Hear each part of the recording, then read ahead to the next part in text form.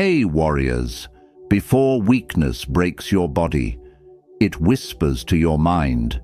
It tells you to stay in bed a little longer, to keep quiet when you should speak, to lower your head when life asks you to rise. It doesn't come with a shout. It comes with small surrenders, and day by day, piece by piece, it steals the fire from your chest until one morning you wake up and you don't recognize the person staring back at you. But here's what the Stoics understood, what most people never will. Weakness isn't the enemy. It's the raw material. It's the clay, waiting for you to mold it into strength. The moment you stop running from it, the moment you stand and face it with clear eyes and steady breath, everything begins to shift. The chains loosen. The ground beneath your feet feels solid again, and you start to remember who you were before the world taught you to shrink. Marcus Aurelius, the most powerful man in Rome, once wrote in his private journals, "You have power over your mind, not outside events. Realize this, and you will find strength." Think about that. A man who commanded legions, who could end lives with a single word, who lived with every comfort imaginable, still knew the greatest battlefield was the mind, and the greatest victory was mastery over self. So today, we're not here for shallow motivation, not the kind that makes you feel good for 5 minutes, then fades when the screen goes dark. We're here for something sharper, something honest. 7 Stoic laws that will not coddle you, but will cut through your excuses like light through darkness. Laws that don't just inspire, they transform, because these principles are not dead words in dusty books. They are alive. They've turned cowards into warriors, victims into victors, wanderers into men and women of purpose. They've outlasted empires, outlived kings, and they still breathe today because they speak to something unshakable in the human spirit. And here's what you need to know. The real you, the one buried under fear, comfort, and compromise, is still there. Maybe forgotten, maybe silenced, but not gone. And these 7 laws? They are the tools, the map back to yourself. But understand this before we begin. This journey demands something from you, not money, not connections, just honesty. The kind of brutal, uncomfortable honesty that most people spend their entire lives avoiding, because you cannot rebuild what you will not admit is broken. The Stoics believed philosophy wasn't just studied, it was lived. So as we walk through these 7 laws, don't just listen. Let them sink into your bones. Let them break what needs to be broken and rebuild what needs to rise. Now drop this in the comments. I choose strength over comfort. Number 1, the law of voluntary discomfort. Embrace the struggle before it embraces you. Let me tell you something that'll sound backwards until you understand it. The comfortable life is the most dangerous life, not because comfort itself is evil, but because it makes you soft in a world that demands strength. It makes you fragile in a universe that promises nothing but change. Seneca, the Stoic philosopher who advised emperors, practiced something radical. Once a month, he would sleep on a hard floor, eat the plainest food, wear the roughest clothes. Here was a man of immense wealth, choosing poverty. A man with every comfort, voluntarily embracing discomfort. Why? Because he understood a truth that most people learn too late. If you only know comfort, adversity will destroy you. The law of voluntary discomfort teaches you to choose your hard, because life will bring hard regardless. The question is, will you face it prepared or paralyzed? Think about your daily life right now. How many times do you choose the easy path, the comfortable conversation, instead of the necessary one, the familiar routine, instead of the path that stretches you, the warm bed, instead of the cold discipline of an early morning. Every time you choose comfort over growth, you're not maintaining yourself. You're diminishing yourself. You're practicing weakness. Your body was designed for adaptation. When you lift weights, you tear muscle fibers, the discomfort, the soreness, the burn. That's not damage. That's transformation. Your muscles rebuild stronger because you stressed them, and the same principle applies to your mind, your character, your entire being. Stress creates strength. Comfort creates fragility. But don't misunderstand this law. Voluntary discomfort isn't punishment. It's not misery for misery's sake. It's inoculation. It's preparing yourself for hardship. So when life does hit you, and it will hit you, you won't be shocked into paralysis. You'll be ready. You'll be resilient. You'll be unbreakable. Start small. Take cold showers. Not because hot water is wrong, but because choosing cold when you could choose hot builds your decision-making muscle. It proves that you can override your body's demands, that you're not a slave to comfort, that you are capable of choosing difficulty in service of strength. Fast occasionally, skip a meal, feel the hunger, not to harm yourself, but to remind yourself that you're not as fragile as your cravings suggest, that you can function, think, create, even when your body screams for gratification. This is mental toughness, transferable to every part of your life. Exercise when you don't feel like it, especially when you don't feel like it, because the days you least want to move are the days that shape you most. That's when you prove feelings don't control you. That motivation is optional. That discipline is everything. And yes, have the difficult conversations, the ones you've been avoiding, the ones that knot your stomach and sweat your palms. Because avoiding uncomfortable truths doesn't erase them, it only feeds them, until they grow into monsters. Voluntary discomfort means facing the hard truth now, instead of the impossible disaster later. Epictetus, born a slave, became one of history's greatest philosophers. He taught that we should regularly contemplate loss. Imagine losing what you love most, not to torment yourself, but to prepare your soul, to treasure what you have, while bracing yourself for the reality that nothing lasts forever. That kind of emotional discomfort makes you both grateful and unshakably strong. But here's the great lie of the modern world, that life's goal is maximum comfort, that success means eliminating struggle, that happiness comes from ease. Look around. The most miserable people are often the most comfortable. Why? Because comfort breeds weakness, and weakness breeds anxiety. When you know you're soft, every challenge feels terrifying. But when you practice voluntary discomfort, something miraculous happens. Challenges stop being threats. They become opportunities. Difficulties become tests. You're confident you'll pass, because you've been training, you've been preparing, you've been choosing hard, while everyone else chose easy. This law doesn't make you cold or harsh. It makes you capable. It makes you dependable. The one people turn to when everything falls apart, because they know you won't break. You've been bending yourself on purpose, so life can't snap you by accident. Here's your practice. This week, choose one area of voluntary discomfort, just one. Wake up an hour earlier. Have that conversation you've been dreading. Do the work you've been avoiding. Choose your hard. Embrace it. Let it remake you. Because weakness dies in discomfort, and strength is born there too. Number 2, the law of perception control. Your mind is the battlefield, not the world. The world isn't happening to you.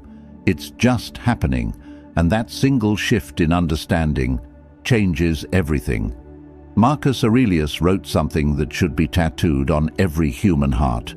If you are distressed by anything external, the pain is not due to the thing itself, but to your estimate of it, and this you have the power to revoke at any moment. Read that again, slowly. Let it sink into the places where you've been blaming circumstances for your suffering. The law of perception control is perhaps the most liberating and the most difficult Stoic principle to master.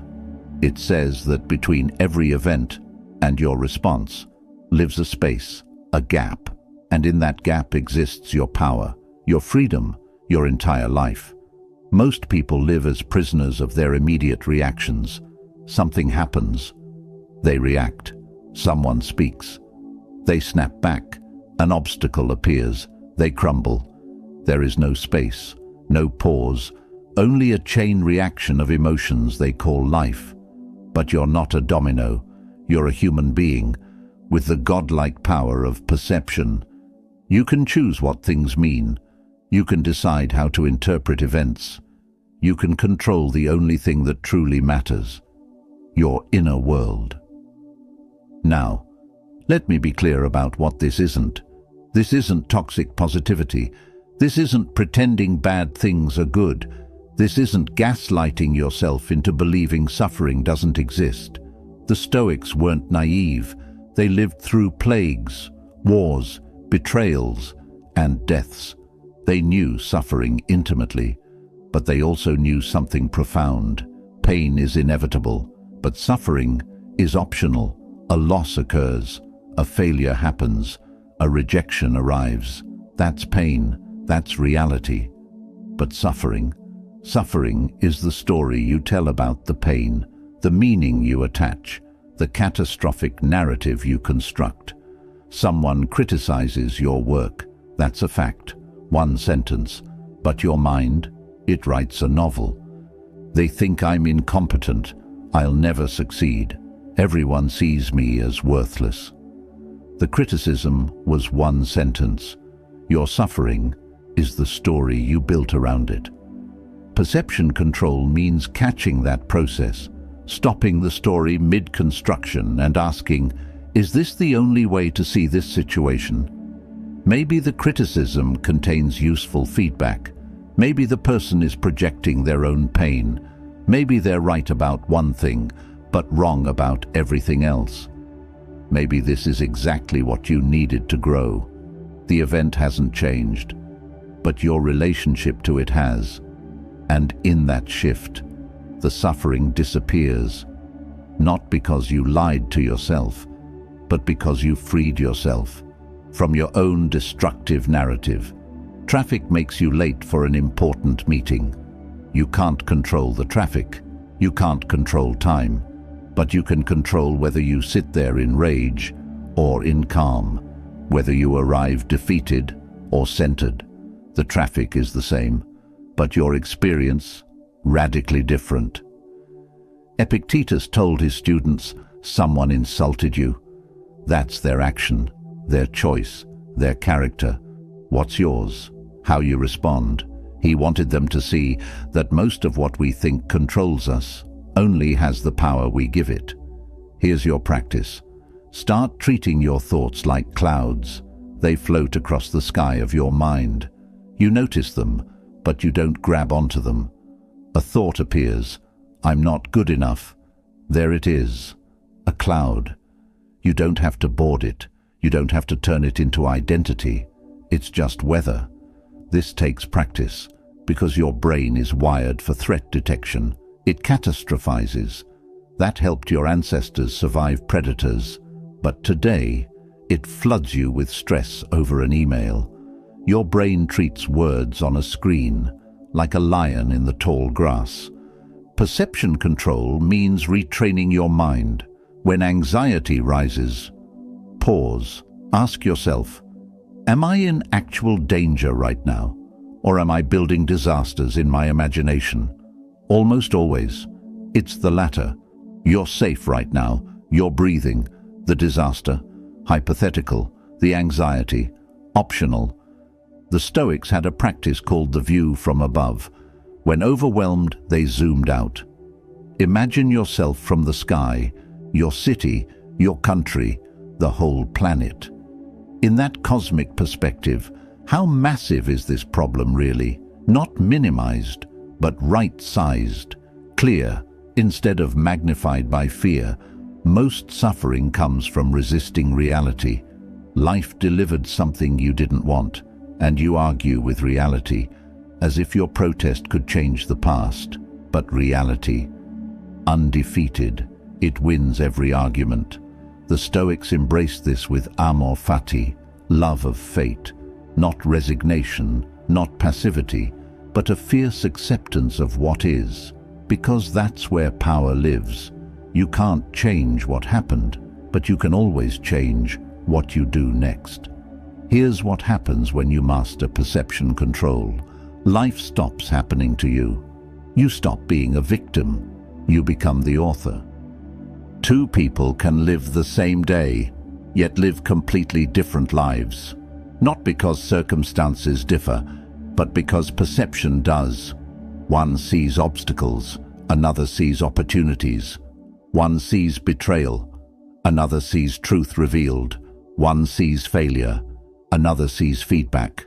Same events, different minds, different lives. Your mind is the battlefield where weakness dies or survives. Not your circumstances, not the world. Your mind. So fight the right battle. Stop trying to control the world. Start controlling yourself. Stop demanding life to change. Start changing how you interpret life as it is. That is where strength is born. Not from controlling events, but from mastering your response. That's unshakable. That's freedom. That's power. Drop this in the comments. I control my mind, and therefore I control my life. Number 3, the law of negative visualization. Prepare for loss to appreciate life. Here's a truth most people run from. Everything you love will end. Everyone you cherish will leave through distance, change, or death. Every possession you own will break, decay, or be taken. Every moment will slip into memory, and even memories will vanish with time. Most hear this and shiver. They call it depressing. But the Stoics? They called it wisdom. They called it premeditatio malorum, the premeditation of evils, and they believed it was one of the most powerful tools for living fully. This law isn't about pessimism. It's not about walking through life in fear. It's about preparation and appreciation working together. It's about strengthening yourself for loss, while sharpening your gratitude for what is still here. Seneca lived this practice. Before journeys, he would imagine shipwrecks and robberies. Before sleep, he would picture disaster striking by morning. Not because he was paranoid, but because he was awake, because he wanted to be ready if fate turned cruel, and grateful when it didn't. Here's what happens when you don't practice this. You live in assumption. You assume your health will last. Your parents will always be there. Your partner will always stay. Your opportunities will wait for you. But assumption makes you weak. When loss finally comes, and it always comes, it hits like a storm you never saw building. And assumption does something worse. It kills gratitude. What you assume will last forever. You stop seeing. Your partner becomes background. Your health becomes noise. Your blessings become invisible. Negative visualization shatters that blindness. It reminds you, nothing is guaranteed. And in that reminder, you finally see. You see the value of every face, every breath, every chance, right now. Imagine this. Today is the last day you'll see someone you love. What would you say? How would you look at them? How deeply would you listen? Now realize, it could be. Any day could be. That's not morbid. That's reality. And reality is the only place where love truly lives. Marcus Aurelius would visualize his own death, his last day, his last breath, not to sink into despair, but to sharpen his focus. to ask himself, if today were my last, what matters most? And then to live like the answer mattered. Most people avoid death because they think it's too sad, but avoiding death makes you waste life. Contemplating death makes you value it. When you know something ends, you cherish it. You live it fiercely. You stop postponing joy. Stop saving love for later, because later may never come. Here's your practice. Once a week, sit in silence. Visualize losing something you treasure, your health, your home, your family, your work. Feel the weight of that loss, as if it already happened. Then open your eyes and realize it's still here, still yours, still alive. That recognition should flood you with gratitude. And when loss eventually comes, you won't be destroyed. You'll hurt, yes, but you'll stand, you'll continue, because you've already rehearsed it, you've already prepared. This law kills weakness by killing assumption. Weakness thinks life is permanent. Strength knows it's fragile. Weakness is shocked by loss. Strength is ready. Weakness takes things for granted. Strength savors every moment. And here's the paradox. Thinking about loss doesn't drain your joy. It multiplies it. Because when you embrace impermanence, you stop sleepwalking through life. You live in the fierce beauty of now. Number 4. The law of internal locus. You are the cause, not the effect. There comes a moment in every life, a quiet crossroad where you must decide. Will I be a leaf, blown wherever the wind carries me? Or will I be the wind itself, shaping the path forward? This choice determines everything that follows. The law of internal locus is simple, but brutal. It says, you are not the effect of the world. You are the cause of your experience. Epictetus, a man who tasted both chains and freedom, taught there is only one way to happiness, and that is to cease worrying about things beyond the power of our will. He divided life into two realms, what is within your control and what is not, and he declared peace belongs only to those who know the difference. But here's where most people stumble. They spend 90% of their energy on what they cannot change: the weather, the past, the opinions of others, the economy, politics, traffic. They wrestle ghosts and then wonder why they feel powerless. You can't control what people think of you, but you can control your character. You can't control outcomes, but you can control your effort. You can't control opportunities arriving, but you can control being ready when they do. You can't control someone's love, but you can control being worthy of love. Weakness always points outward. I'm stuck because of them. I failed because of that. I'm unhappy because of this. Strength points inward. What's my move? What's within my reach? What action can I take right now? Look at your own life. The areas where you feel most powerless, most frustrated, most stuck.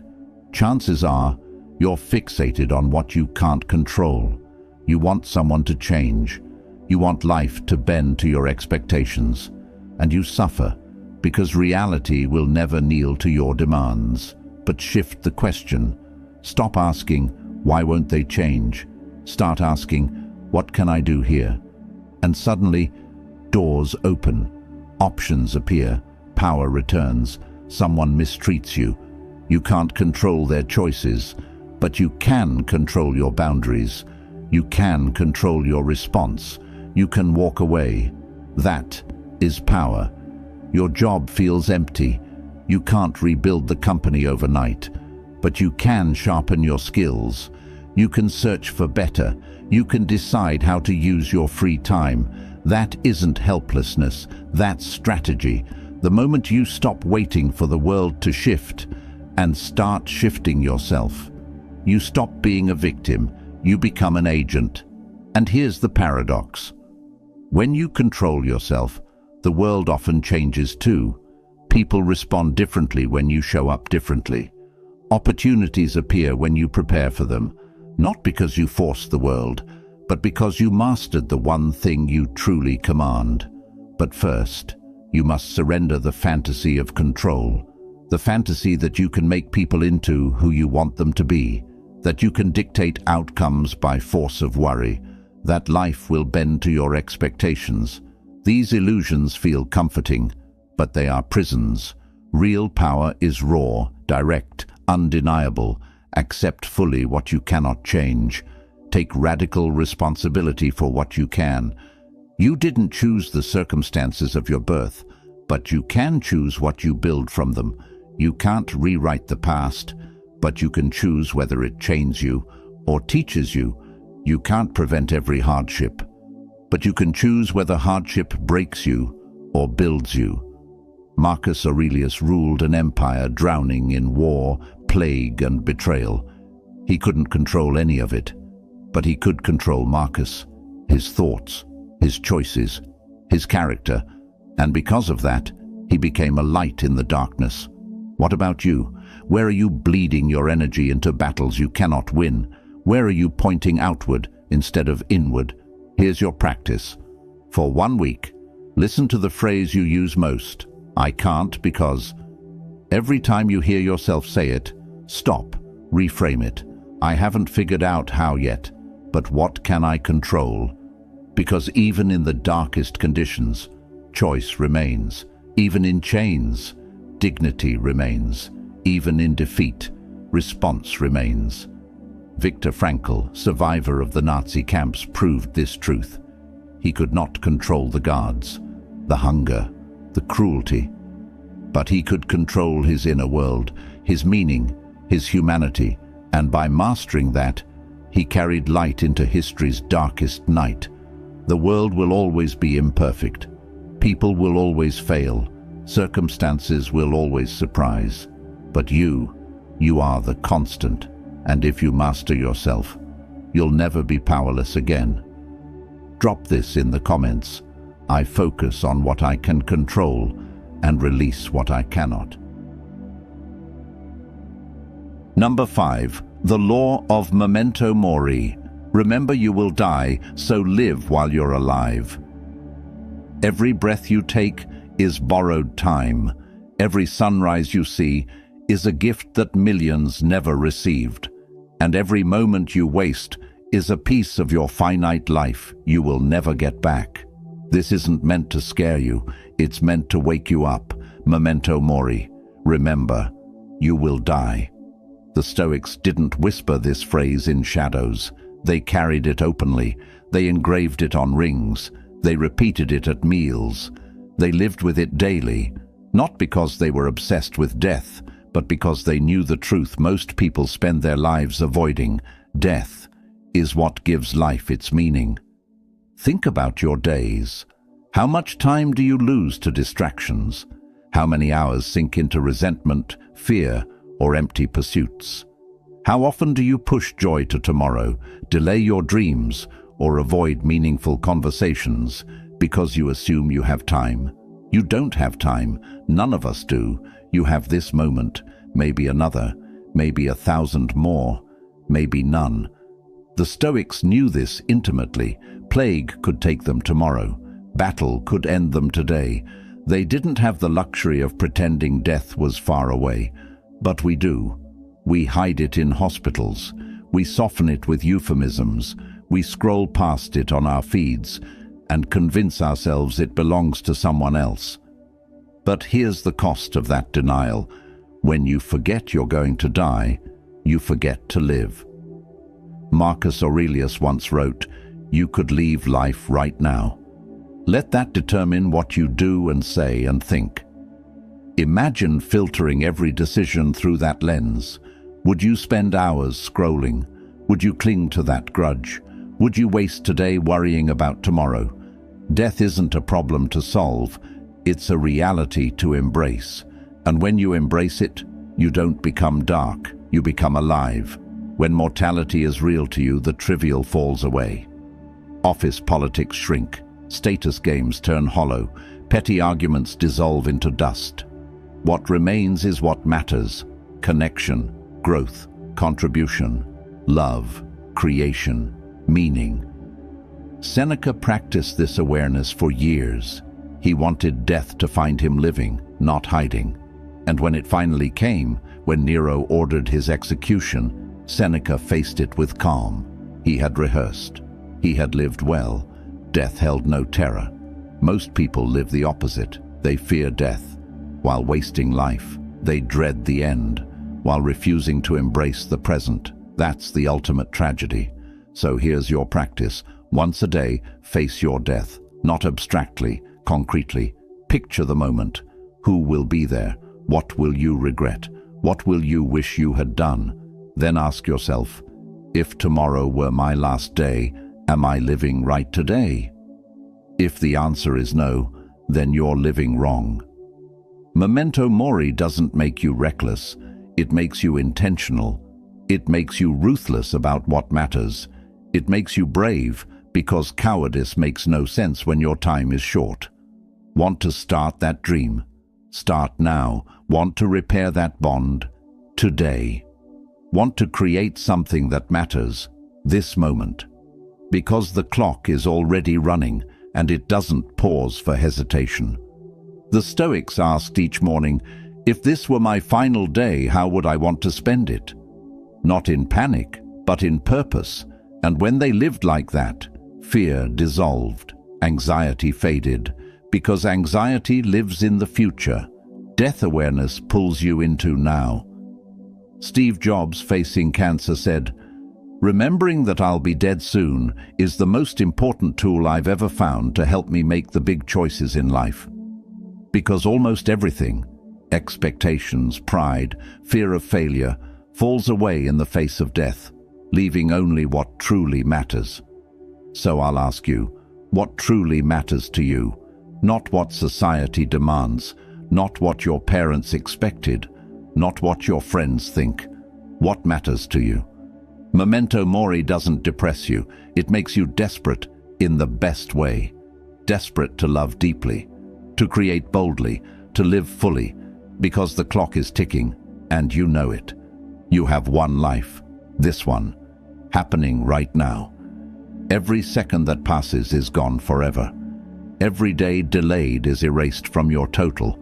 The math is brutal and simple. You are dying. You always have been. The only question is, will you live first? Stop waiting. Stop postponing. Stop building regrets for your deathbed. Live like someone who knows the truth. This ends. Therefore, this matters. Therefore, now matters. Therefore, you matter. Drop this affirmation in the comments. I remember my mortality to honor my life. Number 6, the law of self-sufficiency. Your peace cannot depend on external validation. There's a hunger that lives inside most people, not for food, but for approval, for recognition, for validation. They walk through life holding out an invisible cup, hoping someone will drop something into it. A little praise, a little love, a little acknowledgement that they matter. But here's the tragedy. That cup has no bottom, and they spend their entire lives thirsty. The law of self-sufficiency teaches something radical, something freeing. Your worth is not up for a vote. Your peace cannot hinge on someone else's approval. Your happiness cannot be tied to circumstances you cannot control. You must become whole within yourself, not through arrogance, but through deep self-knowledge and acceptance. Epictetus once said, "Freedom is the only worthy goal in life. It is won by disregarding things that lie beyond our control, and what lies more beyond your control than other people's opinions." You can be excellent and still be criticized. You can be kind and still be misunderstood. You can give your best and still be rejected. If your peace depends on applause, you've handed your soul to forces you'll never control. Look at how much energy you spend trying to manage perceptions, the carefully staged posts, the anxiety before sharing your work, the devastation when someone disapproves. You are letting strangers dictate your peace. you are letting shadows become your prison guards. Here's the truth that sets you free. Most people aren't thinking about you at all. They're too busy worrying about themselves. The spotlight you think is on you? It isn't. You're performing for an audience that isn't even watching. And even when they are watching, their opinions are about them, not you. Their wounds, their filters, their values, their standards. Criticism is data about them, not a verdict on you. Praise is the same. The Stoics knew this, which is why they lived by an internal compass. They measured themselves not by applause, but by virtue. Marcus Aurelius never asked, "Did they approve of me today?" He asked, "Was I just? Was I kind? Did I do my duty?" That shift changes everything. When validation comes from within, you cannot be shaken. Success doesn't inflate you. Failure doesn't destroy you. You remain steady, stable, free. But self-sufficiency runs deeper than ignoring opinions. It also means not needing perfect conditions to be at peace. Most people live with a list. I'll be happy when I get the promotion. I'll be at peace when I find a partner. I'll be confident when I lose the weight. I'll be fulfilled when I achieve success. But conditions change, circumstances fail, which means so does their happiness. The Stoic says, I can be at peace regardless. I can find joy in simplicity. I can be complete within myself.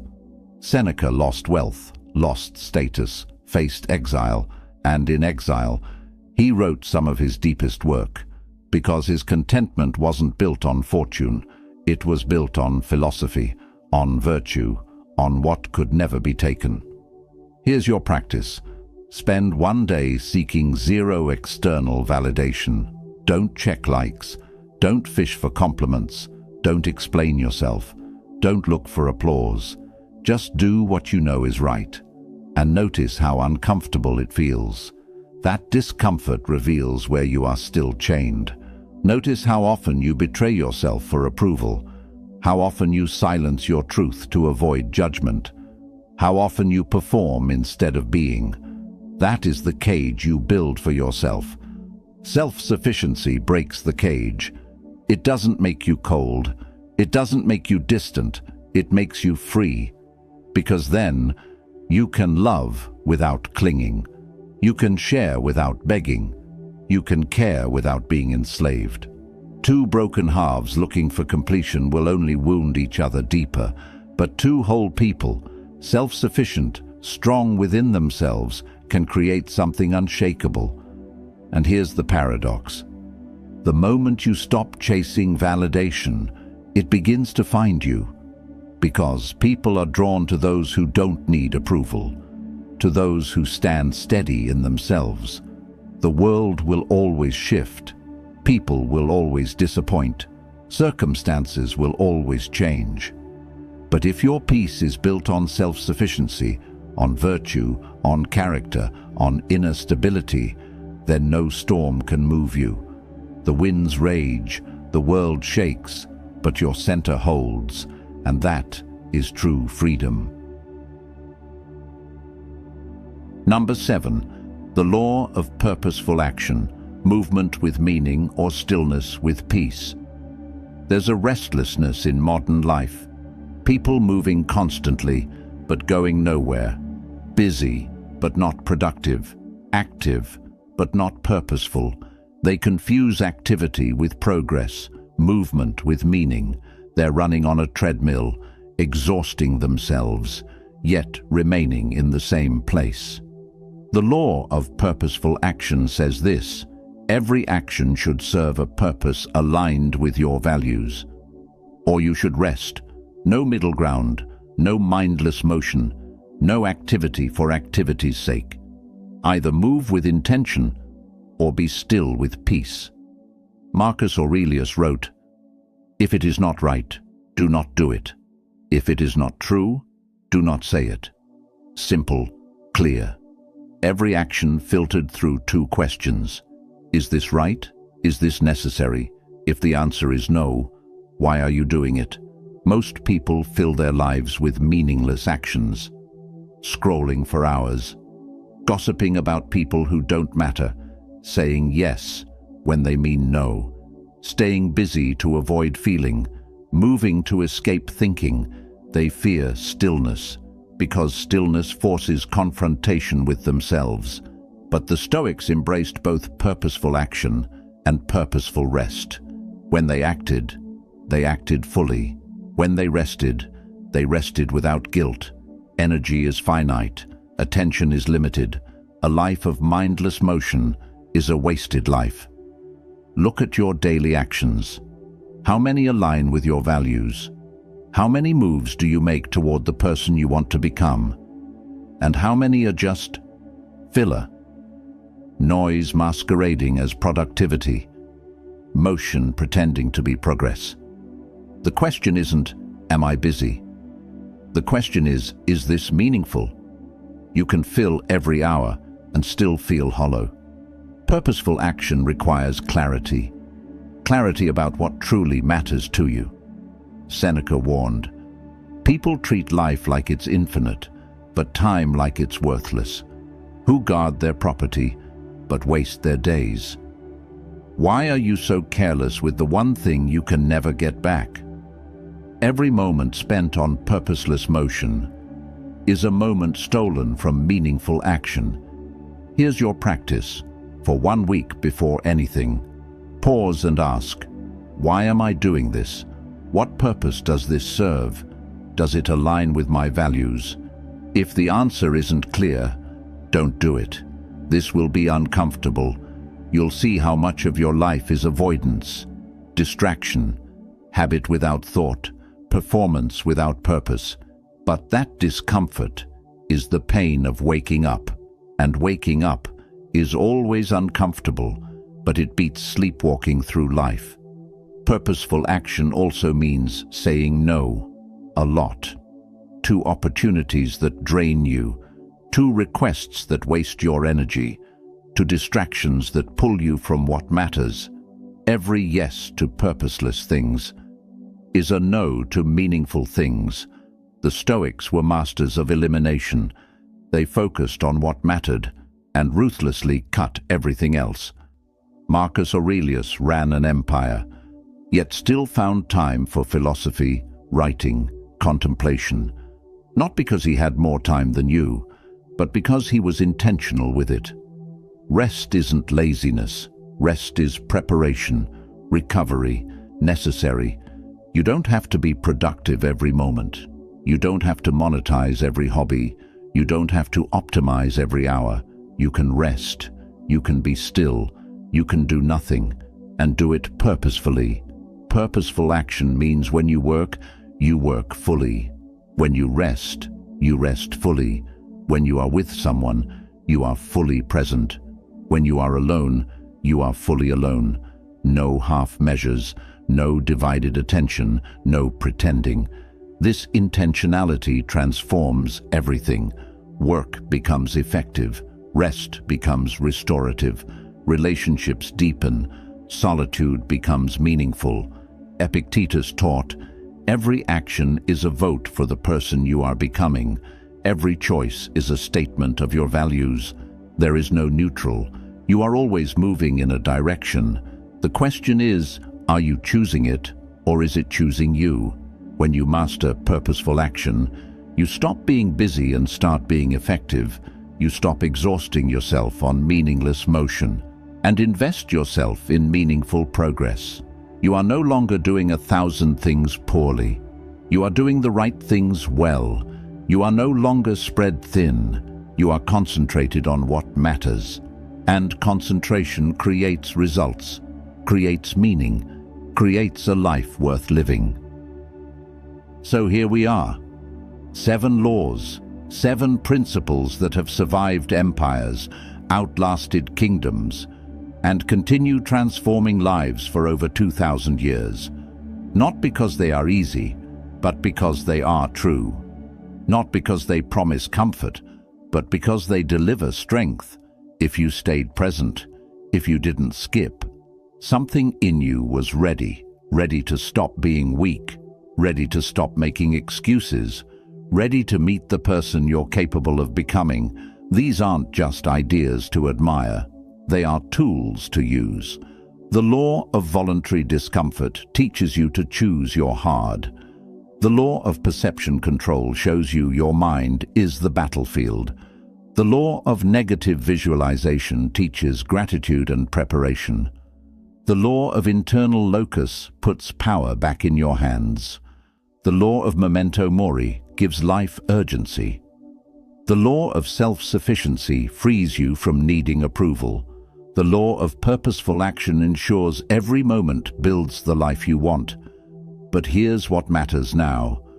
What will you do with this? Knowledge without application is just entertainment. Understanding without action is just comfort. The strong version of you, the capable version, the version that can handle whatever life brings, is built through practice, through daily decisions, through choosing difficulty over comfort, through controlling your mind, through appreciating what you have, through focusing on what you can control, through living like time is limited, through moving with purpose. Start small, choose one law, master it, then move to the next. The Stoics didn't just teach philosophy, they lived it. Through wars, plagues, betrayals, triumphs, losses, highs and lows, it sustained them. It gave them strength when everything else failed. It can do the same for you. Your weakness isn't permanent, it's a habit. Habits can be broken, your strength isn't gone, it's buried, and what's buried can be excavated. These 7 laws are your tools. Use them, practice them, let them remake you. The Stoics believed the best revenge against weakness was becoming strong. The best response to difficulty was becoming capable. The best answer to suffering was becoming resilient. And so will you. Starting now, starting today. You are not a victim of circumstances. You are not a prisoner of your past. You are not defined by your current weakness. You are a work in progress, and the work continues. Every day, every choice, until weakness dies and strength remains. Welcome to the real you.